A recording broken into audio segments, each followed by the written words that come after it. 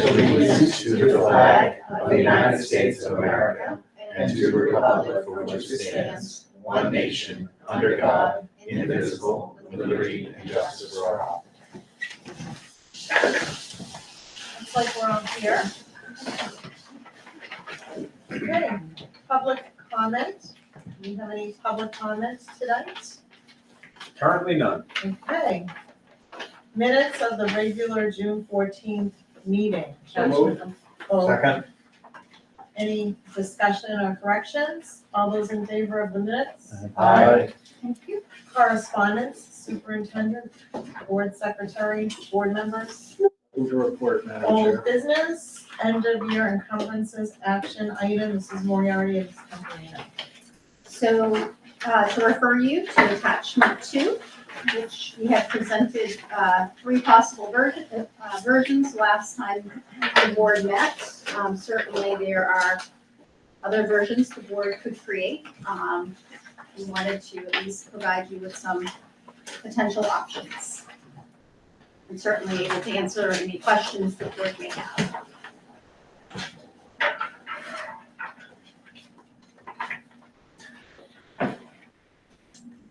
The logic between the 100% of max allowed, the 50% of max allowed, and the 75%.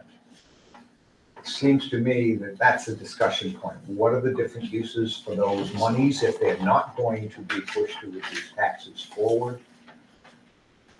Are we overspending our ESSER, or are we looking for places to spend ESSER?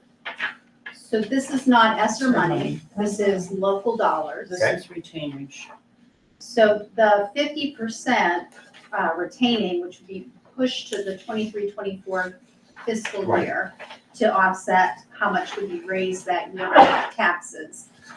The concern is if you were to return 100% to reduce taxes the 23-24 year, that's a very large amount, and you're going to start creating some peaks and potential valleys in terms of what happens to people's taxes. I've sat here from roughly a $20 million budget to a $30 million budget. That has to be factored into the calculation you're talking about. How much we push forward may be looked at in one way as a percentage of the total cost that year. I'm always going to try and argue for returning the most, taking care of what has to be taken care of, and that's the compromise. I don't go into the conversation saying 100% is too much. I think that the last few years have been challenging times when it has come to the budget, and we've had a lot of extra grant money to take into consideration. And we've had things that haven't happened because of the pandemic that we budgeted for. I think I understand what you're saying about trying to return as much as you can, but that will create peaks and valleys. I understand, and it's all And about so- trying to smooth it out. And that's what we're trying to keep smooth as we move forward. I don't anticipate next year, unless something drastic changes, having this kind of estimated fund balance at the end of the year. So I always caution about going to extremes. Oh, I understand. But I also understand that $340,000 is 1% of our budget. Right. Yes. I think Mr. Billings makes a very strong point. The difficulty is it's divided by the number of taxpayers. And any reduction in the tax rate for an individual ends up being relatively small compared to the tax bill.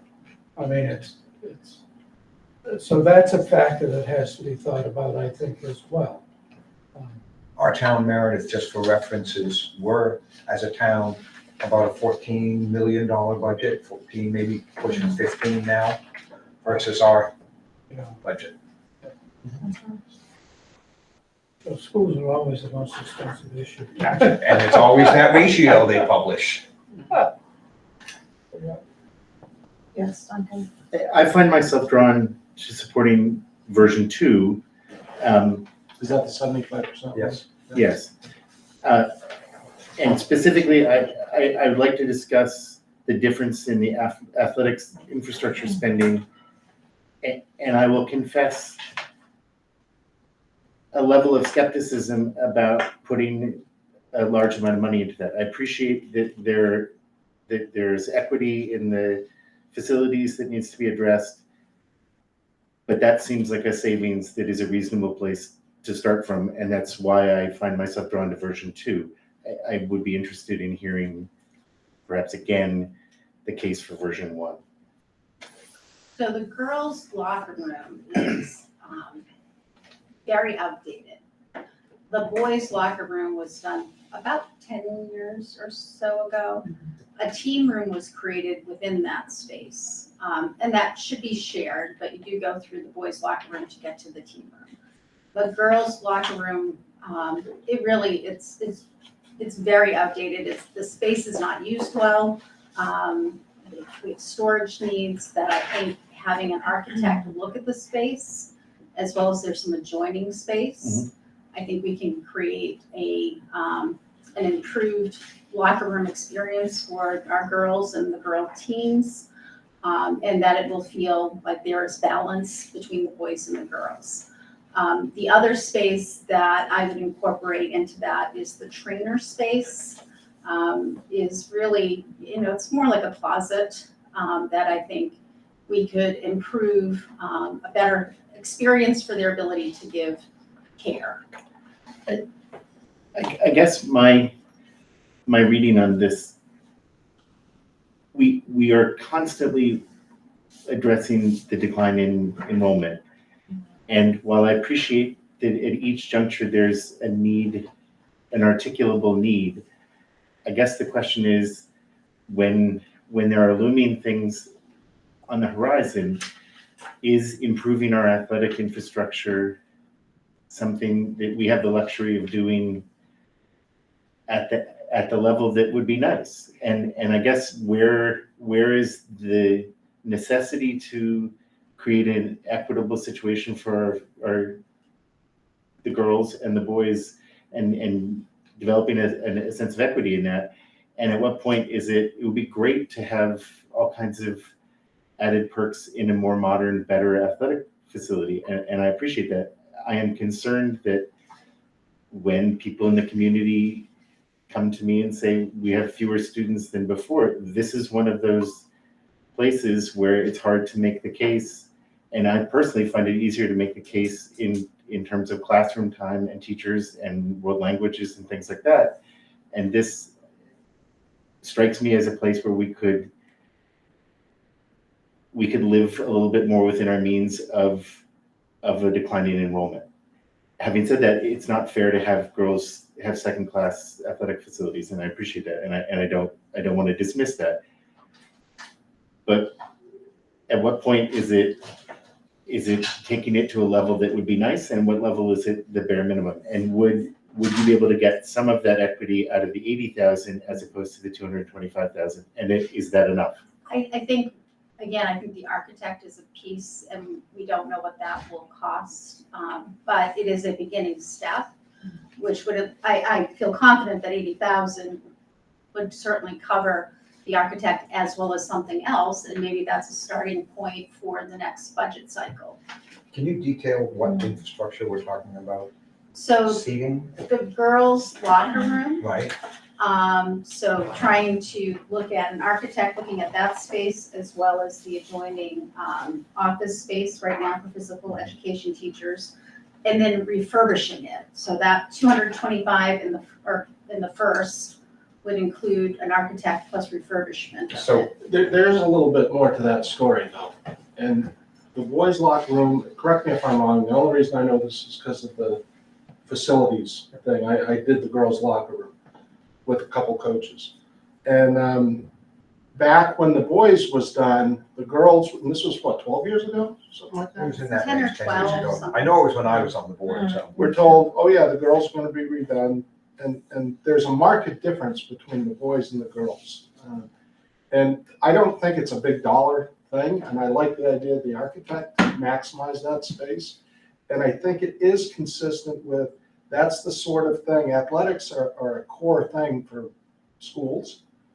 Very important, at least take our existing facility and let's make it as good as it can be, within reason. I don't mean gold-plated showers or anything, but the space just is not used well at all, for And sure. I would say like the current showers, they're not at all appealing. I mean, they really are, and they're clean, but there's only so much they can do to really make them. Well, kids don't shower anymore, we learned that. So we can honestly change some of that space to less showers. You Right, know, we still need some shower space because, potential hygiene issues. but the girls have been told, and coaches of girls' teams, oh yeah, those are gonna get taken care of, those are gonna get taken care of. And that can has gotten kicked down the road. But will that only occur, will that can stop, I support the stopping, kicking the can down the path. Will that only occur if it's $225,000 and not 80? That's where I find myself in this decision-making. I don't have a good sense of what the cost of refurbishment would be. That's where I think, again, an architect to do that, and, I do believe 80,000 would certainly provide an architect as well as potentially some of the work. I don't think it I would don't think it necessarily would be do all much. of the work. But then, there's the, next round of the budget to consider. The 225, I had mentioned last time, potentially that could create some savings if there was left over for potentially lights on the field. So that, to me, I see that as expansion, not. And I see that as a separate conversation Right. that I'm highly skeptical of. I find that something that we really have to address at a community level. And that really is changing the dynamics within the context of a declining enrollment, that I am uncomfortable with this pot of money, whether it goes back to the taxpayers or is spent. I think that has to be, for me personally, to support, I feel like that has to be a separate conversation that we have not gotten into in a meaningful way. And I think the athletics infrastructure could be more specified, which Yes. then would Yeah. put more restrictions on the use of that encumbrance. Yeah, am I correct that the ESSER funds extend into next year? Yes. They do. ESSER 3 and 4? ESSER 3, ESSER 2, but ESSER 3 would be through next year. Right. But then they end. Yes. So, I've been anxious all the way through about what's gonna happen when that big influx of money stops.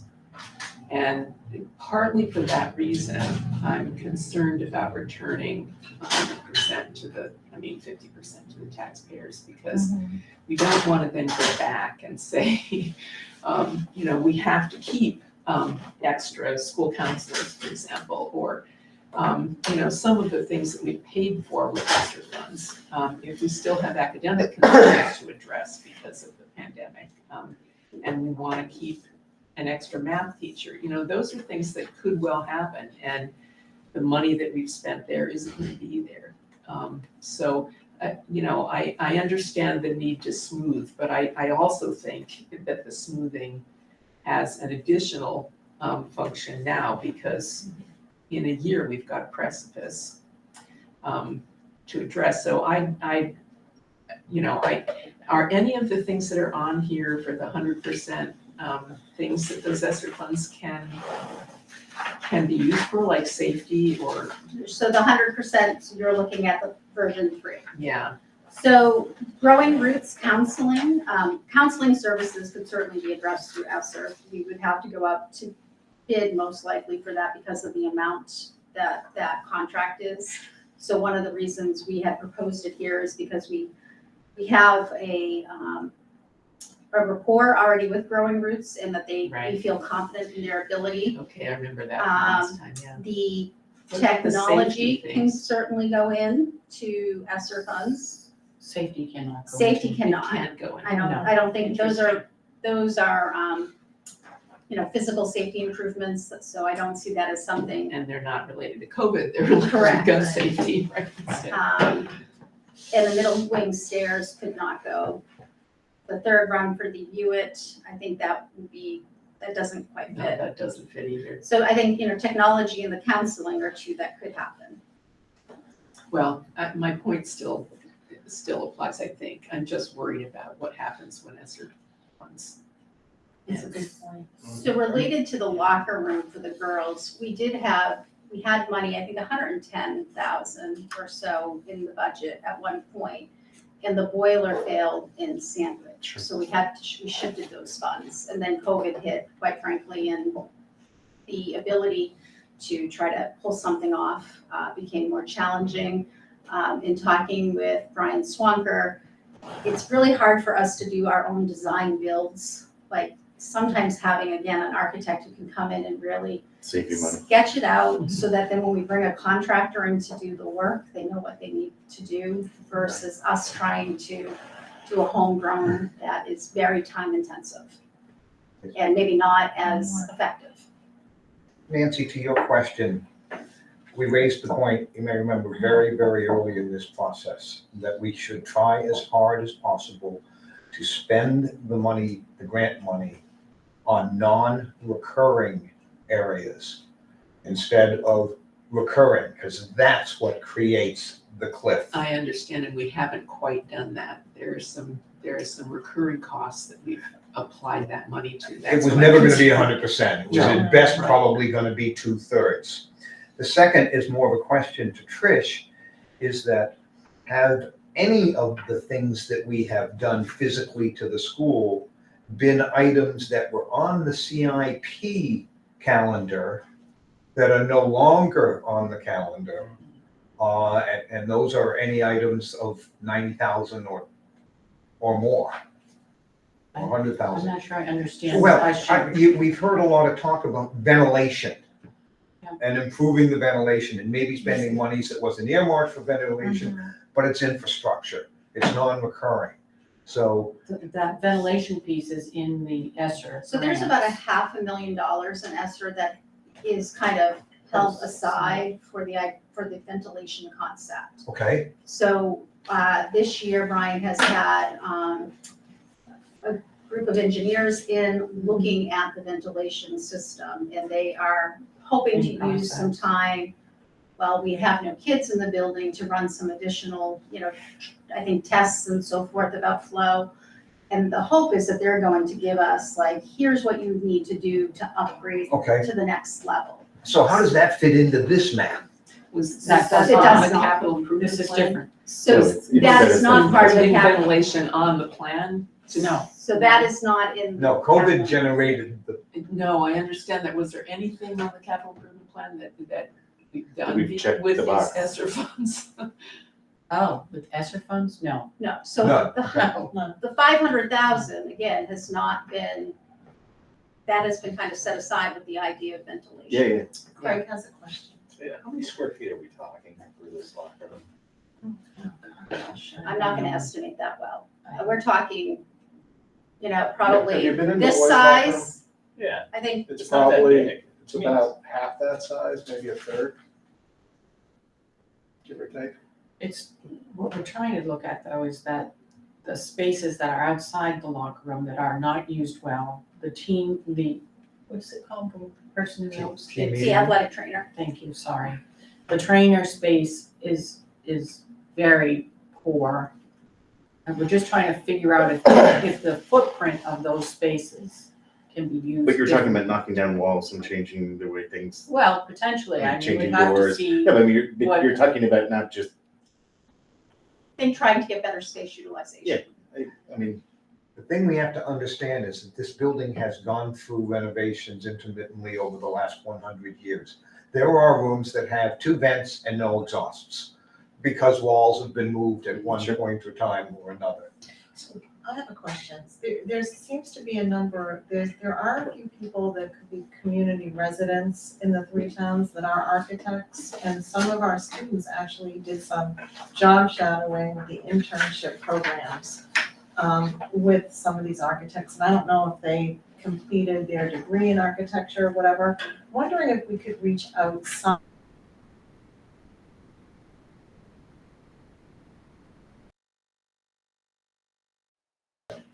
It's really a risky thought. I think there is another element that we haven't discussed. And I agree that sports and athletic activities are very important to any public school system. And we face, as has been pointed out accurately, a somewhat stumbling decline in student population. It seems to stabilize for a while and then we lose a few more. We gain a few, but then we lose a few more than that over time. This board is going to have to face the reality of the number of sports activities and teams we can appropriately sponsor. That impacts the space that we're talking about today. I wish we had a crystal ball, because, this would be very nice. But if the decline in student population continues into the future, it won't be long, for example, before the boys' locker room is too big.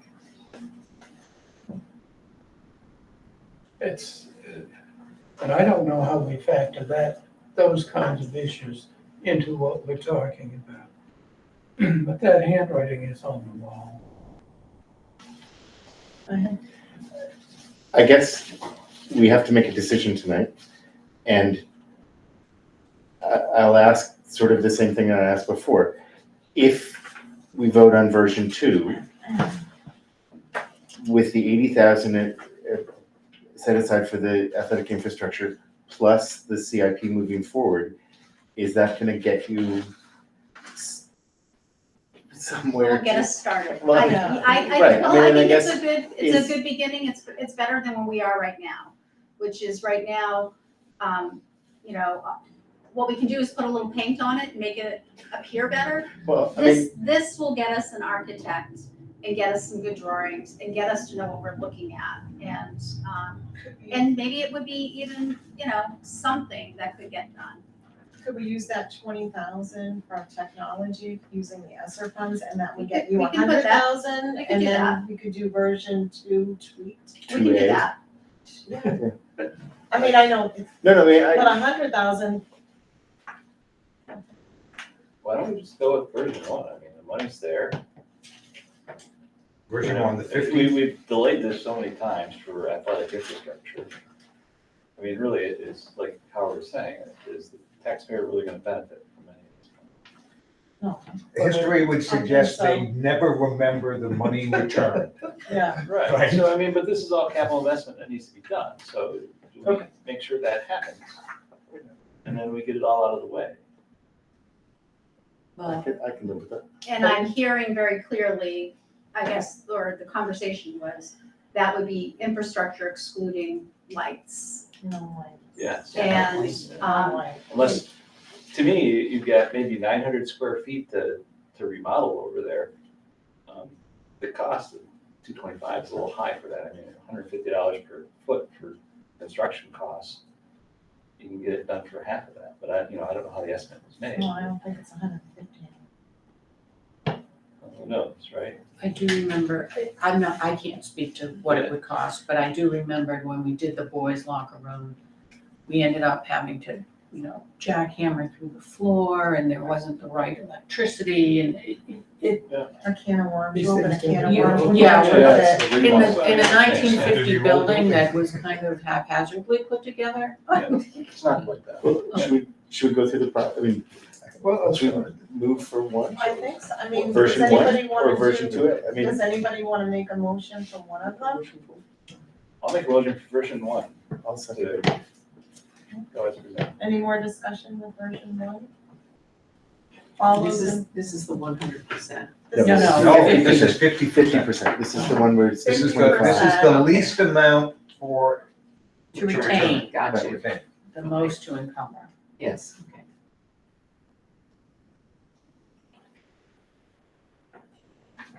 Okay, all those in favor of version 1? Thank you. Do that. Sorry, I went on so long. Okay, move on to discussion on that.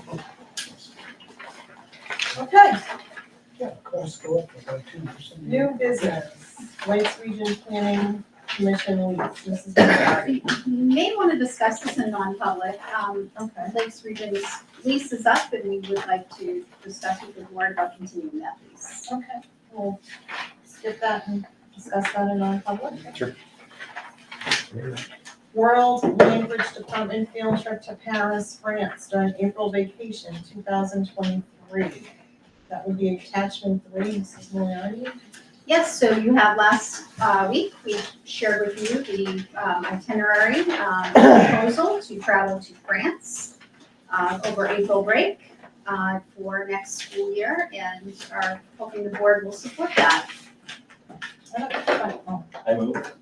I have a question. I'll second it. Second, Can the chair second? Yes. I just had a question. Is this the same company? It is the we same used? company. Okay, good. And we had good success. with We've them. had great, this would be our Okay. second trip. Good. The Peru trip had fallen through because of COVID, but they were great. are we in the discussion? Yes, we are. Ah, thank you. The only glitch, sorry about that, agent. The only glitch that I could foresee would be for us to say yes at this point in time, and then have to turn around and say no due to world health issues in the future. So But you can't control that. that's right, there's no controlling this. And we sent them to Spain. Some kind of provisional approval, I don't know. Again, that's gonna have one differences Is there too. an insurance? There is, There and is. so that is There's required. In Spain. The program is well-defined, it's well-presented for us. You know, the advisor to the program is experienced, a trusted employee. Right. It doesn't get any better, really.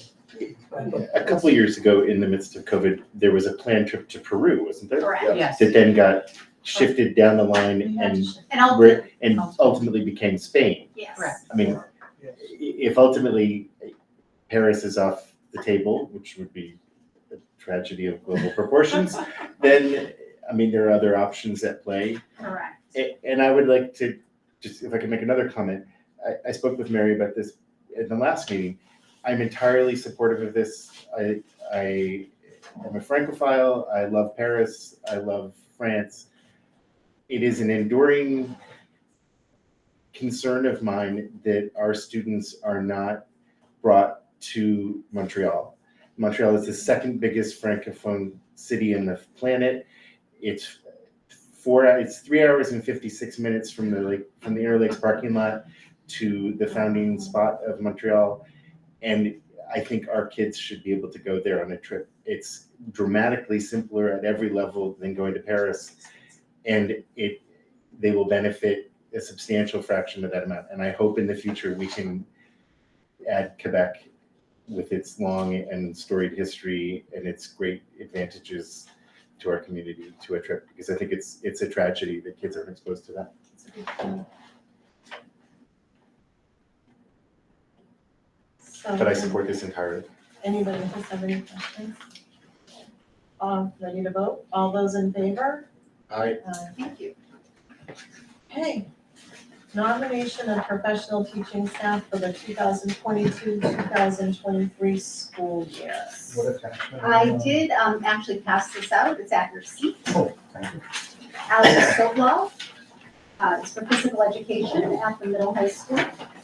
He is dual certified in physical education and health, and certainly if you have further questions about his qualifications, that would be a non. Is this the .6?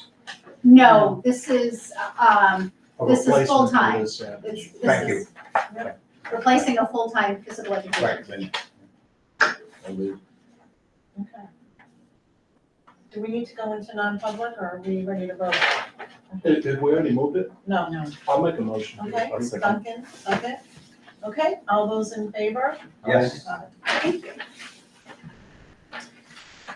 Okay, permission to hire, accept resignations, Mrs. Moriarty. So generally, the board provides me with that authority throughout the summer until the board reconvenes. You know, we we still have a couple positions that we are trying to fill. This would So moved. assist Second. with that. Any discussion? All those in favor? Aye. Right now, policy alpha index, attachment number 4. So this is just, there was a question at the last meeting regarding the, using the coding along with the number system that exists in Interlinks. This is just attachment 4, let you know, the New Hampshire School Boards Association, what those letters reference, the various sections. Thank you. Okay. Additional business, members of the board, members of the administration. Our second public, I just would, for the public record, would like to say what a wonderful graduation it was. it was. Students, staff, the whole 9 yards, it was a great event.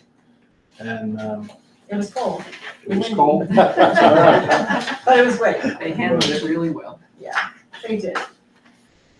I still think the hat's one of the most unique aspects of it. Yeah. I'd love to see what they do with their hat. Creativity. I guess hat's not the right word. What do you call it? Yeah. Mortarboard. Mortarboards? Okay, so our last public input, do we have any? No. I have none. Okay, we're gonna do the announcements. Tuesday, August 9th, Interlake School Board at the Humiston Building, policy review at 5:30, regular school board at 6 p.m. Tuesday, August 23rd, Interlake School Board at the Humiston Building, policy review at 5:30, regular school board meeting at 6 p.m. May I have a motion to go into One second, Okay, please.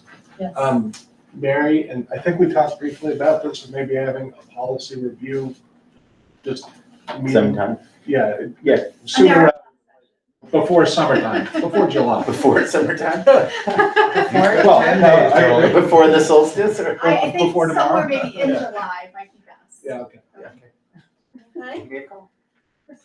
So may I have a, we're gonna go into non-public, RSA 91A3, 2, B, C, D, and is that 1, the hiring of any person as a public employee, matters which, if discussed in public, would likely affect adversely the reputation of any person other than a member of this board, unless such person requests an open meeting, consideration of the acquisition, sale, or lease of real or personal property, which, if discussed in public, would likely benefit a party or parties whose interests are adverse to those of the general community. Consideration of legal advice provided by legal counsel, either in writing or orally, to one or more members of the public body, even when legal counsel is not present. All aboard. Please hold the board. I need a motion. I'll move. Second. Thank you. Ms. Starr. Yes. Yeah. What do you recommend? Yes. Mr. Cunningham? Yeah, yes. I vote yes. Mr. Billings? Yes. And Ms. Mel? Yes. It's unanimous, Trish. Thank you. Mr. Hanson.